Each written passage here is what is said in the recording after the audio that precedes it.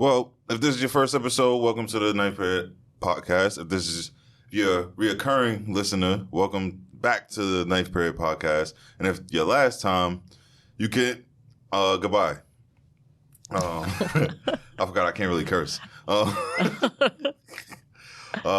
So today we got Miss Uzo Njoku. Yeah. I'm Nigerian, but I don't know what's so hard about her last name, but it's not that hard. It's really the end silent. Yeah. If I show you my first name, it's not really. It's not that bad. Yeah, it's not that bad. Yeah, so welcome. She's well.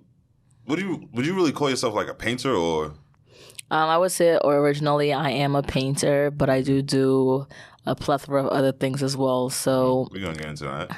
Yeah, we'll get into that in a bit. So where are you originally from? I was born in Nigeria and I moved to the United States at 7. And so we've basically lived around the DMV. Mm-hmm. And so I actually just moved into New York in March. Oh, damn. I feel kind of bad that you live in the DMV. I know you're not talking, but kind of weird, but it's like, it's all right. I mean, I feel like this was kind of overrated, but that's just me. New York? Yeah, I'm here for 2 years and I'm out. Well, okay. You got to be built for this type of stuff, And like over there, like if you like, Timbs and shorts, then that's your thing. Sounds something they do in Queens, but okay. Nah, I've never seen that. I've seen that. Probably like LIC or some shit like that. More like Long Island. I'll see that. Not really in Queens. Let's not do that. I'm pretty sure it was in Queens. All right. Well, okay. So when you went to school, like you originally went for statistics, right? Yes, I did. I originally went to school to study statistics because that's what my dad studied, and I was just trying to get, the whole acceptance from your African father, your foreign father, because they did so much to bring you to America, so you're trying your best to make them happy. And so I did that, but then I was in those classes, and I realized that there were those kids who were just very happy to be in class, and I knew that even if I continued in that major, I was eventually going to quit. I didn't know at what point. I just knew I was going to quit eventually. So I took a year off from school, and I just started painting here and there, posted it on Facebook, and everyone was like, yo, this is so dope. Now I know it's cap, because if I look at the stuff back then, I'm like, okay. Okay. Wait, so like, what made you? No, go ahead. No, yeah. They said the support has really brought me a long way, more support along the way, and so I feel like that's where I am right now. Eventually, I did switch to art. Faced a lot of problems with that. There's a whole story about that, but so that's where I am right now. I'm now a full-time artist, and that's what I do. Like you had to write like an art essay and stuff like that, right? An art essay? It's just that it's kind of annoying, especially for kids in the academia for art. It's a lot of writing about what you do. And when you get, there's some people who it really just boils down to the colors and the techniques, or just something that they feel is more visually pleasing. But they want you to write fluff and all that other stuff that someone as technical as me, who came from a statistics background, had issues with that and things like that. So like when you were like do you always know how to like draw and stuff like that? And I guess I knew how to sketch here and there. Like I would draw my Barbies and draw clothes. I originally would like draw clothes, do fashion and stuff like that, but they nipped that in the bud. My friends nipped that in the bud. And so then I started looking into architecture, but then my school didn't have enough, just funding or just more classes into that to prepare you for entering the architecture school in your undergrads. Then I just went full into statistics. Okay. So like you said in your free time you just started painting? Like it just came to you like, I'm kind of bored, I'm just paint? Yeah, I just had like an empty apartment and I would just paint and do like replicas. And honestly, the best way for me to learn was I would just see paintings and try to copy it, just to see if I can get close to it. And that's how you kind of learn how to do better brush strokes, learn how to make exact colors and things like that. And so it was a little bit easier when I did finally join into the art program. Okay. 'Cause I remember I tried to paint and it was just didn't work. It's like art is like any other thing. It's literally practice. It's like basketball. You can just shoot and think that's it. You gotta have to like practice, and every day you practice, and every hour you put into it, you getting better. Your eye-hand coordination, just how fast you put it together. Just a lot of things just improve as you continue doing it. Well, honestly, me personally, I just gave up because I was like, I don't think like drawing and painting is for me. Like my older sister, she knew how to like draw her ass off, but like, you know, she ended up just going to law school. And it's just like, I don't even think she even draws anything anymore. Yeah, there are a lot of people like that. And it's kind of cool. I think it's kind of how I would say my social media base has grown, just off the fact that I am able to. There's some artists who sit here and they just make money off commissions or ended up into shows, but I made a whole business out of it, you know? And I've shown people so many ways that your art can become money easily, you know? And so I think it's kind of bringing in some hope for people who are stuck in corporate jobs that, you know, you can be in corporate job, but you can actually still do things in art and there's actually money into it, whether you believe it or not. But a lot of the world and what it's goes on is built by design. The chair we're sitting in is a design. You know, this is the design. It's a design a specific kind of way. So a lot of art is a huge part of the world and what makes it go around. Oh, I never even looked at it like that. So you should have got an A in that art class. Yeah. You should have put that in your essay. I should have, but you know, they're looking for a specific kind of thing. That's what happens when a lot of art programs are kind of still stuck in the classism era, Renaissance era, and it's kind of like an old method of thinking. You know, especially when you talk about things like crypto and, you know, new age technology. A lot of schools are still in the back ages. You're not ready to conform and understand how big digital art is and how, you know, things are moving forward and how you should learn to accept it and just bring it along. So yeah. Okay. You went to the University of the Arts in London, or? Yes. So my last semester at UV, I took a year off. So I was in University of Virginia for an extra year. I took my last semester in London, and that was kind of a very important part for me. The school system in London versus America was very different. For classes in the U.S. for art, it was very technical based. They want you to start with drawing. They want you to start with watercolor and eventually slowly build into oil. But and so I would say the skill levels for a lot of American painters who went to who were in academic classes is very good. But in terms of in London, everyone was multidimensional. They did everything. The people who made grills, the people who screen printed, wielded. Anything, there was so many craftsmen, people who made like wallpaper, leather goods, everything. So many people that was doing that. And so they didn't care how you approached it. They just went like you had one idea in mind that everything came together to represent it. Yeah. And so it was like I came in heavy saying I'm an artist and I'm a painter. And so that's why I started learning how to make rugs and then kind of get into the whole idea that everything doesn't have to, my ideas don't have to be stuck on a canvas. Okay. It can travel, it can be on it can be on whatever I want it to be. And that's why London was a very key part for me. And also, I would say kind of also applying into my business now. We had a show for the program, and most art shows are on the white wall. It was in a rundown club. There was statues, all this junk everywhere.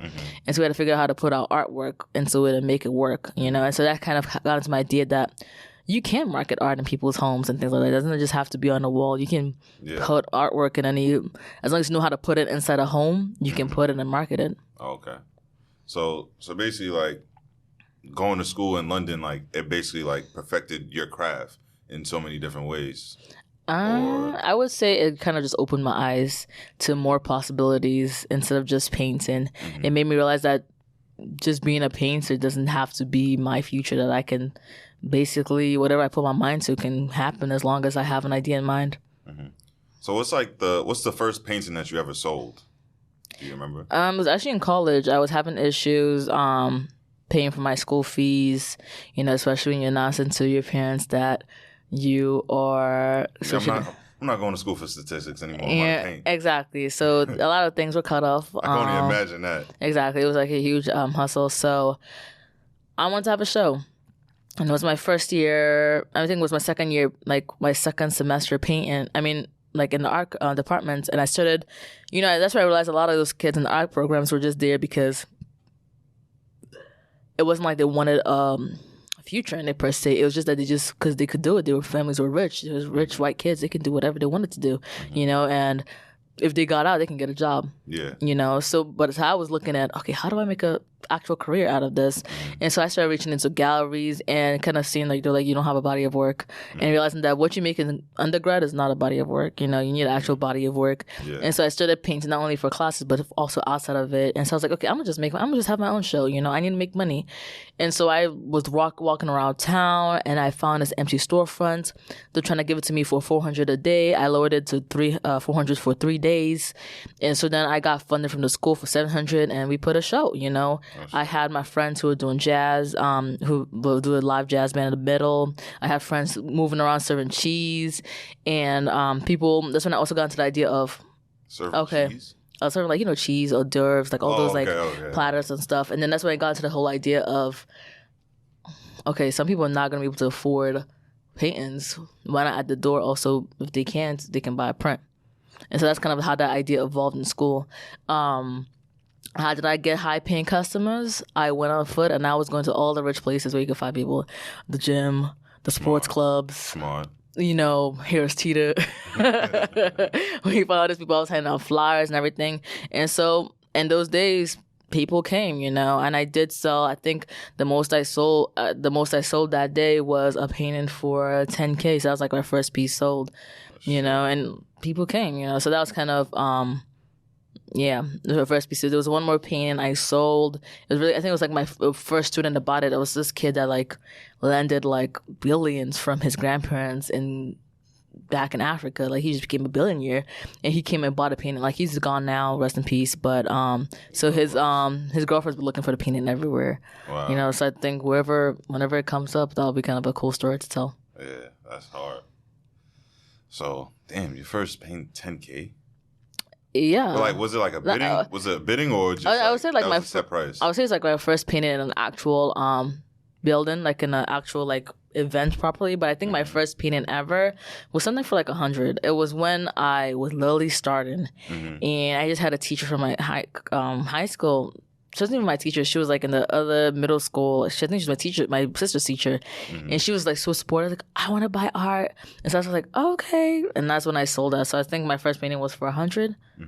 And then we gradually started selling to small $20 paintings here and there. Yeah. Then eventually I was like, okay, I need money. And then I had the show, and I didn't think it could jump from that much to that much. But it was like something that I knew was like very rare. Yeah. It wasn't something that I felt like I worked for. I felt like, okay, yes, I worked. Like it's almost. I felt like it was more. The 10K was more charity wise, because a lot of people knew like my predicament. I'm really fighting to really prove that I can make this work.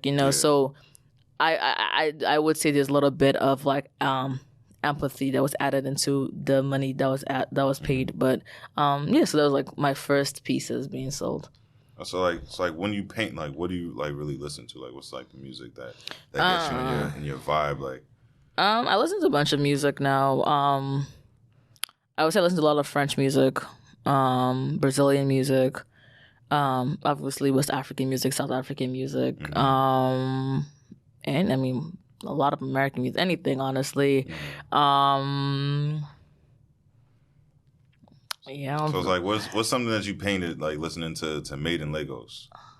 Made in Lagos. That's what it was, kid, right? Yeah. It wasn't Essence. I don't know. I feel like it's a little bit. I don't really. I love Whiskey. I'm going to this concert coming up soon, but. It's more for like vibes. When I'm painting, I kind of wanted to like, I need like hard hitting songs. So that's like Made in Lagos is not something I would listen to. Okay. I'll listen to people like Pretty Boy, D.O.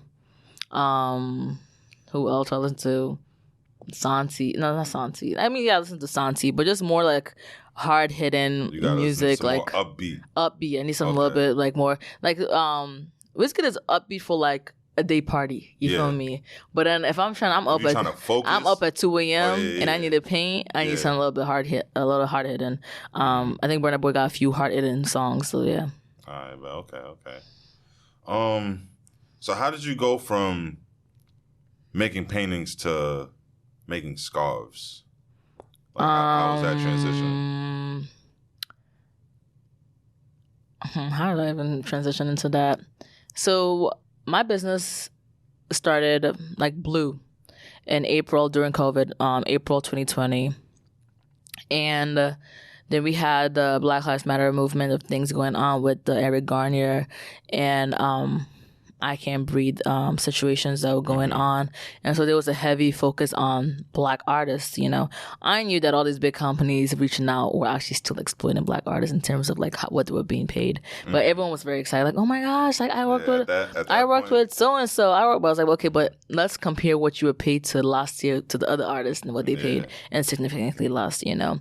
But I kept in mind that I had a lot of attention, you know, and I have to keep the momentum going. And I can comfortably say that 83% of my customers are repeating customers, because it's not just art we sell, you know, we're exploring different things. And because now that I have the financial capital to like explore more ideas, that's when I started I feel like some people want art, but they also want other stuff. I want to make art wearable. I want to make art. I want to enter your home different ways, you know. So that's how I started selling phone cases, calendars. I was meaning to ask you, that's your phone case right there. It's like an old, I'm kind of lonely like that one. Yeah, you know, phone cases, tote bags, apparel. I did t-shirts at first, but now we're actually doing like proper apparel, which is going to be launching in October. And then scarves. So the scarves is kind of like my first kind of luxury. It's like still on 65. I'm actually almost sold out, which is pretty good. So I can see that it did really well. I will say, like, I'm always hard on myself. So if the next time if I do scarves again, I want the packaging to be even more better, you know. Yeah, so like I'm always thinking of different ways. I did a mural. It's in Brooklyn right now for Tommy Hilfiger. So congratulations. Oh, thank you. So that's like something different. So the scarf thing was inevitable. You know, I wasn't just. I'm already offering prints. I'm already offering candles. I'm already offering all these other things. So eventually, I was gonna touch something else. You know. Yeah. So if you, we're gonna actually I'm having a pop-up show in October. It's kind of like a show / exhibit. Okay. So like I made this jacket. I make patterns also now. I made this jacket that everyone's been kind of hot about. You know. The parka. The long parka, and I made a mid-length also and cropped for the whoever wants a crop version, you know. And we got a shag the crop version. You know, all right, cool. We got the shag the shirt jacket too. And so what I'm gonna do is I got some really huge canvases made, and I'm gonna paint models wearing these clothes and almost like integrate into the space. And in the middle it's gonna have like whatever you see on that painting right there in the middle. We're gonna have cashiers, everything like that. So this that's what I noticed about that as well. You had like a piece of the clothing and it matched the painting. I was like, that's tough. Yeah, I just feel like I think I got that, especially when you go in, like, let's say you go to LV and you buying the purse, and then you look up and there's a photo of a model carrying one of the purses or something. I was like, why don't I paint it, you know? And I can paint it in my own style and just really make that product a focal point, but also make it art as well, you know? And so that's what I've been working on. That's what I'm really excited about for this October pop-up. If it does, I mean, it's gonna do well. After it does well, I'm gonna bring it into New York for November. The reason I didn't do New York first because I already did a show in New York for like 2 months. So I feel like at least majority of my customers are based out of that DMV, North Carolina area. It's like a lot of states touching into each other. So I think like, and then it's Howard's homecoming too. So we're really perfect timing. We're tapping into a lot of shit. Yeah. I'm trying to be a model for the November show though. All right. So damn. I can't be a model. Like it's not like a fashion show. It's just I'm just trying to walk around. I mean, say what's up to the people. Drink some drink. It's not gonna be cold in here. You're gonna be sweating. So I don't think I'm fine. I'm used to heat, but it's okay. I respect the curve. Anyways. MG.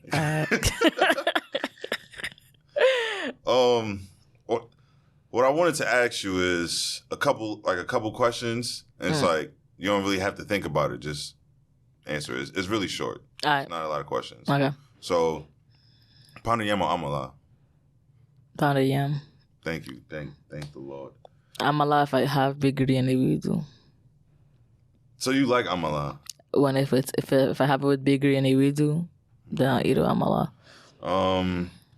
Clothes or paintings? Paintings. Okay. Wall I didn't really know how to really ask this. I tried to like, ask around, but I couldn't really get like the right answer. So it's like outdoor paintings or like canvas paintings.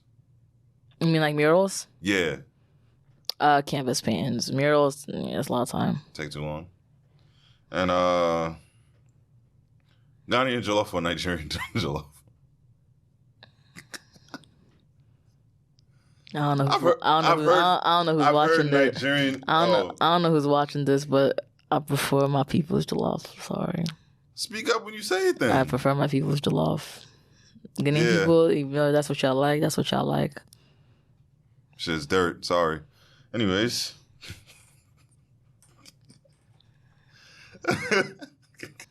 So yeah, honestly, I don't really know now. It's just,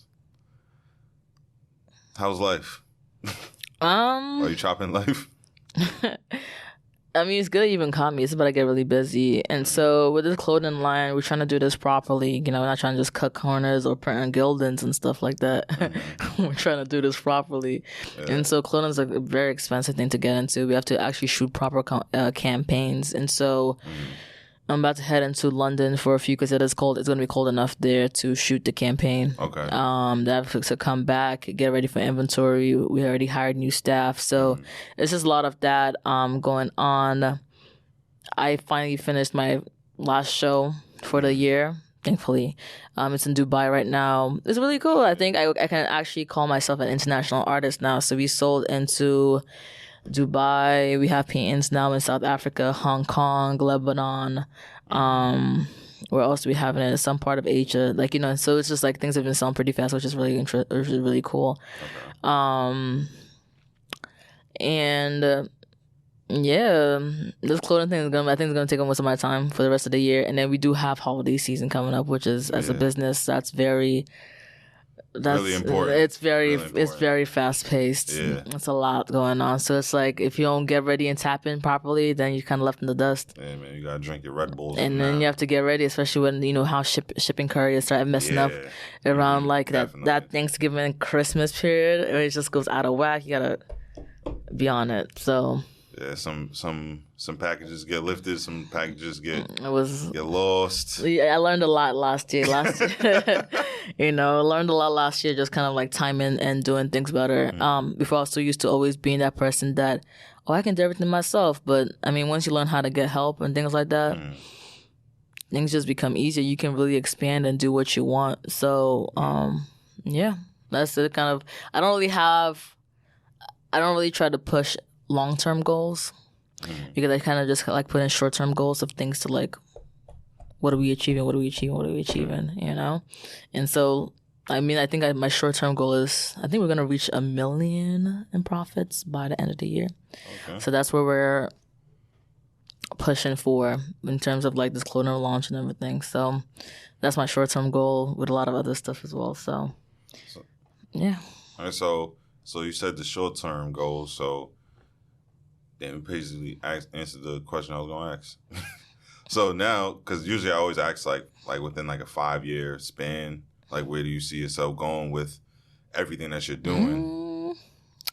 I think it's just, I would say the expansion of, the clothing brand is called Movement of the People, the expansion of that, the expansion of Uzo Arts, the expansion of me as an artist. Like I said, I'm here for 2 years. I'm trying to make as much money as I can, save all my money up, and go buy commercial property in DC.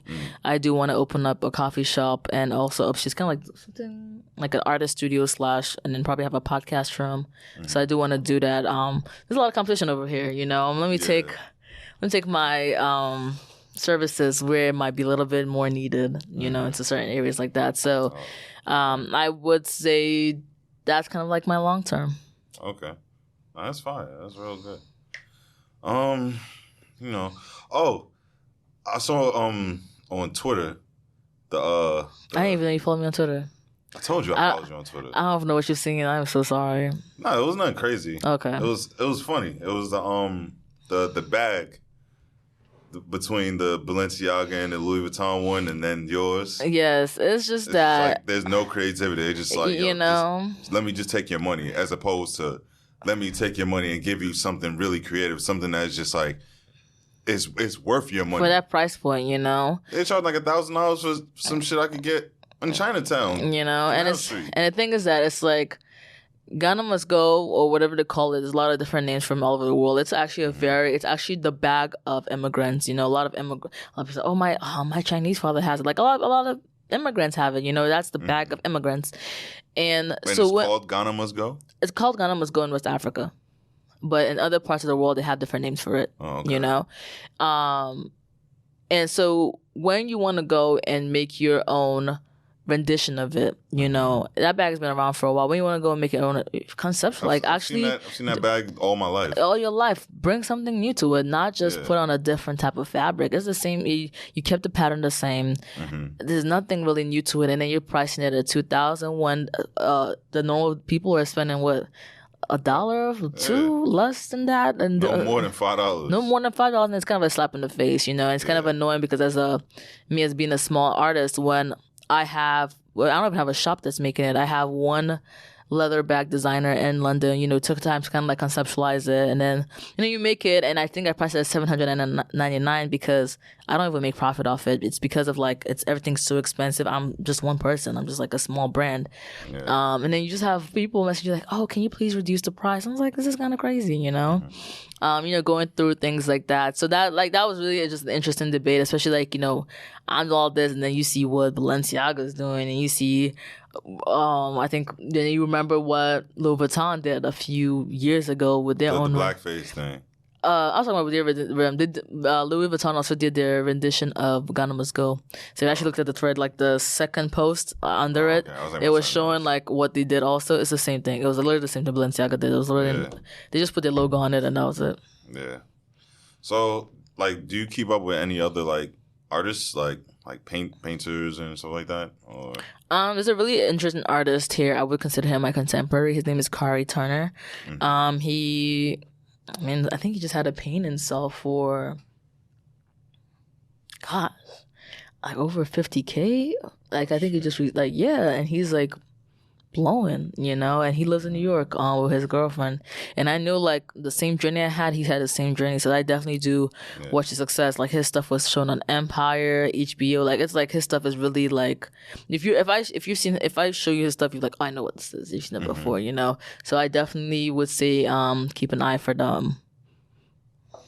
When I get my house, I'm gonna have to get some coins because the one painting that I really want so bad from you is I believe it's called the Brownstone in on Main Street. I want that so bad. Oh, you like that? That shit is fire. Yeah, that was fire. Yeah. I like the neighborhood. When you posted it, I was like, oh my god! Like you have the mailman, everybody from each window. Like it just shows like the different kind of households, like what goes on. I was like, yo, this is tough. Thank you. Yeah, I'm happy. I think it's kind of cool, especially when like, because I'm an artist that I don't have to paint to make it, you know, like I'm already kind of made it. I can paint whatever I want. And, you know, like most shows when you go into, it's the same exact style, you know. And what's great is because I'm like where I am, I can paint things like the neighborhood because it's not exactly my style, but it's something I can expand into it. I can expand into doing flatter styles or more detailed styles. I can do anything I want to work. So like when people stopped at the show in New York, it was really cool because it was, to me, it was different styles, but it came into one that you knew was one person that made it. So it was like kind of making points. So yeah. So it's like now, from when you was telling me about the gallery that was just like you need a body of work, basically just shun you out. I doubt any gallery is shun you out now. No. No. They don't know. You know, it's actually a lot on my head right now. But I don't like to oversaturate what I do. You know, so I do turn away people. No hard feelings there. It's just that now I am trying to protect my brand and protect what I do. So yeah. You should. We love it. You know, right now I feel like I'm part of Nigeria's elite. You know, I think like I seen you like with like a bunch of like other like upcoming like Nigerians like Peter J and. I know Peter. I met Peter. personally, actually, they stopped the show and then they came over to my place. So it was like, it was really cool. Like, they were explaining like how it is being a Nigerian creative in New York. Yeah. And that was just kind of more reason to know, I'm here for 2 years and I'm out of here. But I asked him for an interview like probably like 2 years ago. He told me no. He was like, I don't think he was ready. Nah, like the reason why I understood it, but I was like, damn, like I known you for so long, you just can't give me an interview. But it's like, that's whatever. Yeah, I only did this because, why not? I already turned down a lot of other ones. So I felt like, seeing what you do was pretty good dope. So I was like, I'm going to stop by. Thank you. I appreciate that, man. Yeah, sorry. She don't want to go to y'all shit. Oh, sorry, Mom. Sorry, Mom. But, all right, man. Sniper Podcast. Damn, I had a good closer. Like, I was thinking about a good way to end the podcast, but it's kind of corny now. So what are you gonna do? I was gonna be like, yo, like, all right, so like class dismissed and all that shit, but all right, that's a little whack, man. Let's not do that. Well, we gonna holler at you.